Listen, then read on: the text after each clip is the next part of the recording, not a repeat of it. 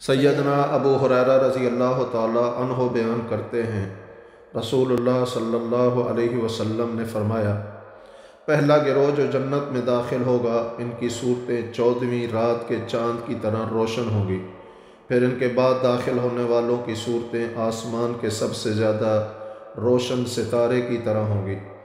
محبت و اتفاق کے لحاظ سے ان کے دل فرد واحد کے دل کی طرح ہوں گے، ان میں باہمی اختلاف ہوگا، نہ کوئی باہمی بغض ہوگا۔ ان میں سے ہر شخص کے لیے بڑی آنکھوں والی حوروں میں سے 2 بیویاں ہوں گی۔ وہ اس قدر حسین و جمیل ہوں گی کہ ان کی پنڈلیوں کا گودا ہڈیوں اور گوشت میں سے نظر آتا ہوگا۔ وہ صبح و شام اللہ کی تسبیح بیان کرتے ہوں گے۔ وہ بیمار ہوں گے، نہ پیشاب کریں گے۔ انہیں پاخانے کی حاجت ہوگی، نہ انہیں تھوک آئے گی، اور نہ ہی ناک سے آلائش نکلے گی۔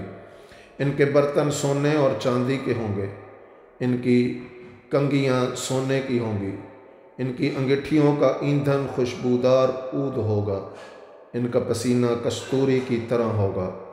وہ تخلیق کے لحاظ سے برابر ہوں گے جیسے فرد واحد ہوں، اور وہ اپنے والد آدم علیہ السلام کے قد و قامت پر 60 ہاتھ اونچے ہوں گے۔